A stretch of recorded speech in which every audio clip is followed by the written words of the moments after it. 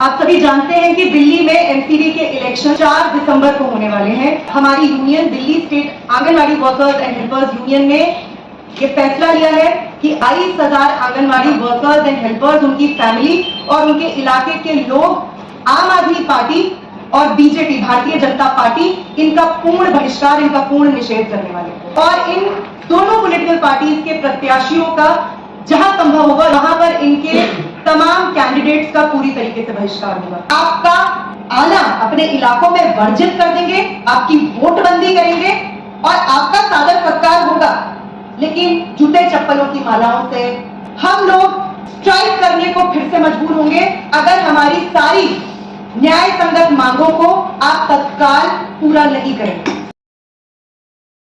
इस साल 31 जनवरी से 9 मार्च तक 38 दिन का एक बहुत ही बहादुराना संघर्ष भी हमारी यूनियन के नेतृत्व में लड़ा गया और उस संघर्ष के बाद दिल्ली सरकार ने और महिला एवं बाल विकास विभाग ने 884 कर्मचारियों को, कर्मचारी तो ये नहीं है लेकिन 884 जो वर्कर्स और हेल्पर्स आंगनवाड़ी में काम करते हैं उनको गैर कानूनी तरीके से टर्मिनेट किया।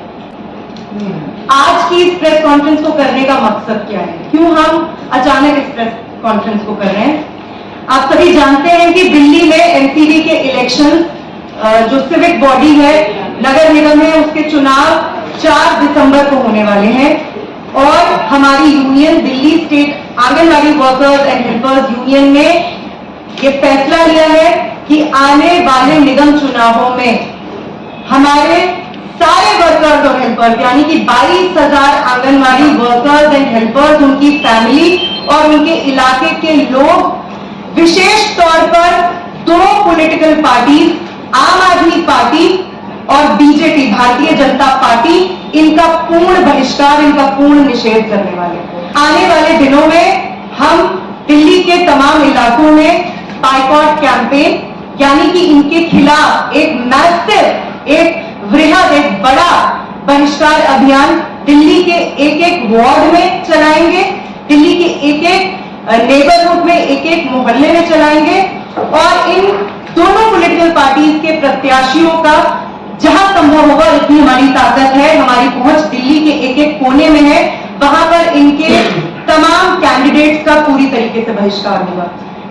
सवाल उठता है कि हम इन्हीं दो पॉलिटिकल पार्टीज को क्यों चिन्हित कर रहे हैं। आप सभी जानते हैं जिस स्ट्राइक के बारे में मैंने बताया, 31 जनवरी 2022 को इस साल दिल्ली के आंगनवाड़ी कर्मियों की स्ट्राइक चली है। स्ट्राइक अपने आप में बहुत बड़ी मिसाल थी पूरे वर्किंग क्लास मूवमेंट के लिए। ये पूरा संघर्ष, ये पूरा आंदोलन तमाम चुनावबाज पार्टियों के लिए और खास तौर पर आम आदमी पार्टी और भाजपा के लिए एक नासूर बना हुआ था। आप सभी जानते हैं कि 9 मार्च को इसी साल जब हमारी स्ट्राइक का 38वां दिन था, तब आम आदमी पार्टी ने बीजेपी के साथ मिलकर लेफ्टिनेंट गवर्नर के जरिए हमारी स्ट्राइक को पर हेस्मा लगाया था, इसेंशियल सर्विसेज मेंटेनेंस एक्ट। अब ये अपने आप में भी बहुत एक मजाक का, आप कह सकते हो मजाकिया बात है, बहुत ही आप इसको क्या कहें, हास्यास्पद है कि उन्हीं वर्कर्स और हेल्पर्स को जिनको आप कर्मचारी का दर्जा देने से भागते रहते हैं, आप उनकी स्ट्राइक पर एक ऐसा एक्ट लगाते हैं, एक ऐसा काला और रिप्रेसिव कानून लगाते हैं जो सिर्फ कर्मचारियों पर लगाया जाता है। यानी स्ट्राइक पर एस्मा लगाने के जरिए भी दोनों ही सरकारों ने और दोनों ही पार्टियों ने ये माना कि ये कर्मचारी जो आंगनवाड़ी में काम करते हैं और मेरे साथ जो पैनल में बैठे हुए हैं, ये कर्मचारी वाकई में इसेंशियल सर्विसेज में, आवश्यक सेवाओं में लगे हैं। और हेस्मा लगाने के बाद जब हमने स्ट्राइक को सस्पेंड करने का फैसला लिया, उसके तुरंत बाद 884 आंगनवाड़ी वर्कर्स और हेल्पर्स का टर्मिनेशन किया गया।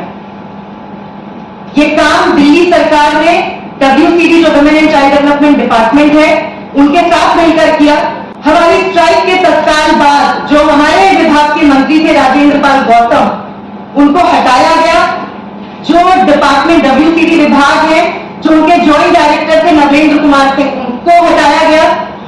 तो पॉलिटिकल विक्ट्रीज तो मिली, इसके अलावा आम आदमी पार्टी की सरकार को मानदेय में वृद्धि भी करनी पड़ी, उसके लिए भी ये मजबूर हुए।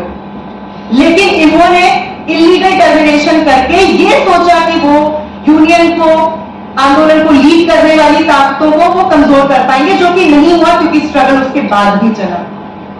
ये बैकग्राउंड देना इसलिए जरूरी है क्योंकि आम आदमी पार्टी की सरकार जो दिल्ली में शासन कर रही है और भाजपा की सरकार जो केंद्र और एमसीडी दोनों में है, ये इन दोनों की मिली भगत की वजह से हुआ है। हम देखते हैं कि तमाम ऐसे मसलों पर आम आदमी पार्टी और बीजेपी में 36 का आंकड़ा होता है, लेकिन वो एक भी ऐसा मसला नहीं होता है जो मजदूरों, कर्मचारियों, कामगारों से जुड़ा हुआ।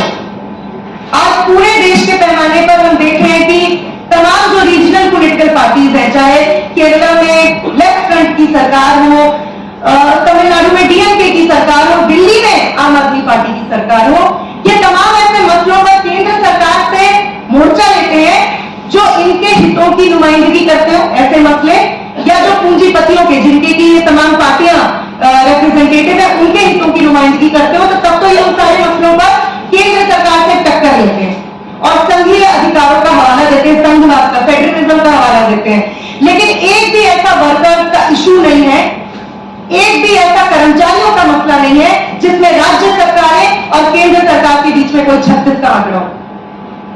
दिल्ली में आंगनवाड़ी वर्कर्स और हेल्पर्स के आंदोलन ने भी, उनकी स्ट्राइक ने भी यह दिखला दिया कि इस मामले में दोनों ही पार्टी घड़ियाली आंसू बहाने में, पूरी नौटंकी करने में, ड्रामा करने में एक दूसरे को पछाड़ सकती है। बहुत टफ कंपटीशन है, विजयी कौन होगा इसके बारे में तो हम सिर्फ अटकलें लगा सकते हैं, लेकिन दोनों ही पॉलिटिकल पार्टीज के बीच में कंपटीशन बहुत टफ है और इसलिए ये दोनों पार्टीज हमारे निशाने पर। आने वाले दिनों में दिल्ली में इन दोनों पॉलिटिकल पार्टीज का बहिष्कार हम लोग करेंगे, लेकिन कुछ सवाल है बीजेपी की केंद्रीय सरकार से और बीजेपी जो पॉलिटिकल पार्टी है उससे। हर ऐसे मसले पर आप एलजी के जरिए वो सारे काम करवाते हो जो आपको करवाने होते हैं, जो आपके इंटरेस्ट में होते हैं, लेकिन आपने एक बार भी इलीगल टर्मिनेशन के ऑर्डर को रद्द करवाने के लिए एलजी को क्यों नहीं बोला? क्या 884 आंगनवाड़ी वर्कर्स और हेल्पर, जब हम ये कह रहे हैं तो इसका मतलब है इतने सारे परिवार, क्योंकि इनमें से बहुत सारे सोल ब्रेड विनर्स हैं। इसी बीच हमारे बीच में से ऐसी बहुत सारी बहनें हैं जिनको कई बीमारियों का सामना करना पड़ रहा है, उनके घरों में इतने बुरे हालात हो चुके हैं जो हम बयान भी नहीं कर सकते हैं। तो क्यों बीजेपी ने, और बीजेपी के पास इतनी पावर है कि वो एलजी को ये कहती कि इन सारे इलीगल टर्मिनेशन को 1 मिनट में वापस लिया जाए। तमाम ऐसे मसलों पर तो एलजी अपनी पावर दिखाते ही है, वो तो कहते हैं कि वो दिल्ली के real head of the state है, तो वो क्यों नहीं इस मसले पर सामने आए? क्यों बीजेपी ने एलजी के ऑफिस के जरिए आंगनवाड़ी की स्ट्राइक पर एस्मा लगाया? आपने स्ट्राइक पर एस्मा इसलिए लगाया था क्योंकि आप कह रहे थे कि दिल्ली में इसेंशियल सर्विसेज बाधित हो रही हैं, काम नहीं हो पा रहा है, क्योंकि स्ट्राइक पर लोग, हमें जनता तक, दिल्ली के आम लोगों तक हमें आंगनवाड़ी की सर्विसेज पहुंचानी है और स्ट्राइक की वजह से ये काम नहीं हो पा रहा है। बड़ी अच्छी बात है। आपने 884 लोगों को टर्मिनेट किया। 884 केंद्र इस टाइम बंद है। क्या दिल्ली में इस वक्त आंगनवाड़ियों का काम नहीं सफर कर रहा है? और आपको मैं बताना चाहती हूँ, जब स्ट्राइक चल रही थी 884 कर्मचारियों को तो इन्होंने टर्मिनेट किया है। इन्होंने 11,450 शो कॉज नोटिस जारी किए थे। आपको वो सारे डॉक्यूमेंट हम मुहैया करवाएंगे, जहां पर इन्होंने खुद कोर्ट में अपने एफिडेविट में बोला है कि इन्होंने स्ट्राइक के दौरान 11,450 शो कॉज नोटिस जारी किए थे। अगर हम हाई कोर्ट नहीं गए होते और हाई कोर्ट ने इलीगल टर्मिनेशन पर स्टे नहीं लगाया होता, आने वाले जो टर्मिनेशन थे, तो ये 11,450 लोगों का टर्मिनेशन करने वाले थे। यानी ये दिल्ली की आधी वर्कफोर्स का टर्मिनेशन करने वाले थे और तब दिल्ली में आंगनवाड़ी का काम प्रभावित नहीं होता, तब आंगनवाड़ी की सेवाएं प्रभावित नहीं होती, टर्मिनेशन करके आंगनवाड़ी की सेवाएं प्रभावित नहीं होती है। लेकिन जब आंगनवाड़ी के वर्कर और हेल्पर अपनी जायज, न्याय संगत, संवैधानिक और कानूनी तौर पर जो सही मांगे हैं, जब उनको लेकर सड़कों पर उतरते हैं, जब वो स्ट्राइक करते हैं, तब आपको लगता है कि आंगनबाड़ी का काम बाधित हो रहा है। तो आपका दो मुहापन इससे भी जाहिर होता है। आप आंगनबाड़ी वर्कर्स और हेल्पर्स का मानदेय 8-8 महीने तक रोक कर रखते हो। आप उनके ये 10,000 रुपए जो बढ़ा के स्ट्रगल की वजह से आपने 13,400 किया है, वो भी आप टुकड़ों टुकड़ों में देते हो। और केंद्र सरकार का तो ये हिस्सा पिछले कई महीने से आ ही नहीं रहा है, सालों से नहीं आ रहा है। और इन्हीं मोदी जी ने जो हर बात में एक आधा जुमला फेंकने की मतलब वो आदत है, आदत से मजबूर है, तो ऐसे जुमले वो फेंकते रहते हैं। उन्होंने ऑलरेडी एक ऐसा जुमला 2018 में फेंका था, इस बार आंगनबाड़ी वर्कर्स और हेल्पर्स के लिए, कि हम आंगनबाड़ी वर्कर्स और हेल्पर्स का जो मानदेय है वो पूरे देश में, उन्होंने एक घोषणा की थी 2018 में, कितने रुपए का था बढ़ाएंगे? 1500 रुपए का था वर्कर्स का, 750 रुपए का था हेल्पर्स का, पूरे देश में। ये 2018 का जुमला है। ये जुमला वैसा ही साबित हुआ जैसे अमित शाह का 15 लाख रुपए वाला जुमला, जो आपके अकाउंट्स में आप चेक करें नहीं आए, वैसे ही ये 1500 और 750 रुपए। लेकिन ये कितना बड़ा स्कैंडल है और कोई मीडिया इसको कवर नहीं कर रहा है, कोई इस पर स्टोरी नहीं कर रहा है कि वो जो इन्होंने और जो इनकी बड़ी दिग्गज नेता बनती है स्मृति तुलसी ईरानी जी, जो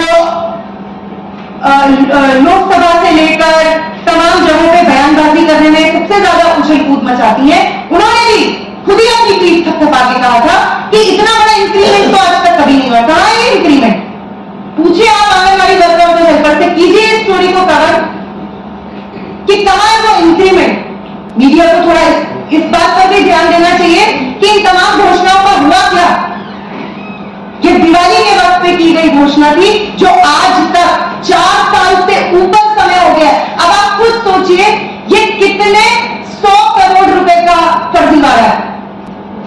इसलिए आने वाले दिनों में आम आदमी पार्टी और बीजेपी का टोटल बायकॉट तो होगा, क्योंकि एमपीडी इलेक्शंस में इनको एक ही वक्त होता है जब इन पॉलिटिकल पार्टीज को जनता की याद आती है चुनाव, क्योंकि इनको इंसान नहीं नजर आते हैं, इनको वोट नजर आते हैं। इनको तभी हमारी याद आएगी तो इनको हम दिखाना चाहते हैं कि हमारी ताकत क्या है। वैसे भी आम आदमी पार्टी की सरकार तो हमारे बारे में कहती है, हमारी यूनियन के बारे में, कि ये यूनियन हमेशा तभी कोई एजिटेशन, कोई स्ट्रगल लड़ती है जब चुनाव आने वाले होते हैं। आप भी तो तभी जनता के बीच में नजर आते हैं जब चुनाव आने वाले होते हैं। ये सवाल आपसे नहीं पूछा जाना चाहिए। इसलिए आपकी वोटबंदी तो इस बार होगी होगी। आज हम जानते हैं कि अब चुनाव आने वाले, इन्हीं के घरों में और इन्हीं के सेंटर्स पर सारी चुनावबाज पार्टियां आएंगी और कहेंगे कि हमारे लिए प्रचार करो। ये बहनें भी जब अपनी बात रखेंगी तो बताएंगी कि किस तरीके से तमाम चुनावी पार्टियां आंगनबाड़ी कर्मियों का इस्तेमाल करती हैं कि वो उनके लिए न सिर्फ प्रचार करें बल्कि एंड वोटिंग के दिन जो बूथ मेंटेन करने का काम होता है वो भी वो आंगनबाड़ी वर्कर्स और हेल्पर्स से करवाते हैं।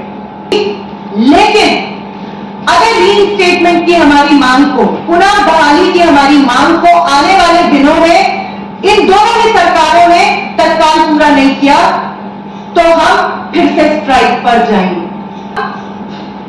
हमारी मांगे आप पूरी कीजिए। हमारे आंदोलन को आपने बहुत बार रोकने की कोशिश की, आप रोक नहीं पाए। इस बार भी हमें मजबूर मत करें, क्योंकि हमें अच्छा नहीं लगेगा कि दिल्ली की जनता को दिक्कत हो, लेकिन दिल्ली की जनता तो हम भी हैं। क्या हम दिल्ली के नागरिक नहीं हैं?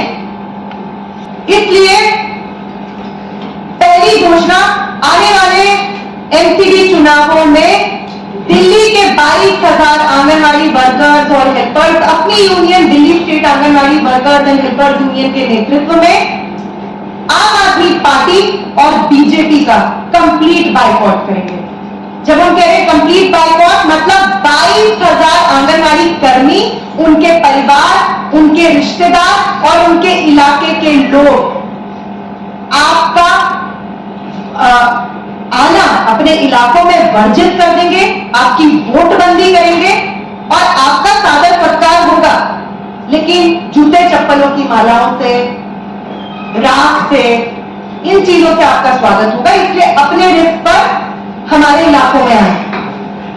दूसरी घोषणा, आने वाले दिनों में हम लोग